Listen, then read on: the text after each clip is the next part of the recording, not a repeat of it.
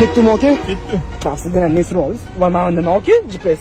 Voy onasini yemsin. Mana kattaligimni shundan bilib qo'yaptimi deyman-da, qarang. Bu faqat GPSmi desam, proslушка ham ekan. Bu o'rtoqlar sim karta qo'yamiz, hozir mana qaranglar. Men bunga telefon qo'yman. Bunga umuman jiringlash degan narsa yo'q ekan, xullas. Qaranglar, mana telefon ketyapti. Sekunddan keyin ko'tarib yuboradi. Mana qaranglar. Mana qaranglar. Bar. Proslушка. Ovozim qanaqa bo'ladi, tushunyaptimi? Qo'yimiz sizlar nima deyapti?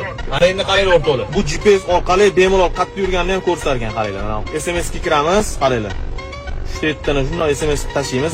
Gap yo'q lekin bor, mana qaranglar o'rtoqlar. Ochyapman. 3 tani shunday SMS qo'yib yuborganimdan keyin, voy onasini emsin. Voy gap yo'q lekin bor. Qo'yilmabdi turgan mana. Madera Hotel.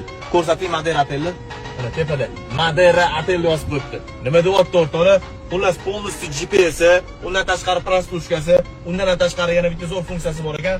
To'rtta to'g'ri yuborganinglardan keyin, agar bu mashinada jim hech kim bo'lmasa, kimdir mashinaga o'tirib turib, gapirib yoki harakatni уже boshlagandan keyin, bu sizlarga o'zidan o'zi telefon qilib turib, mashinada kim borligini ham bildirib qo'yar ekan.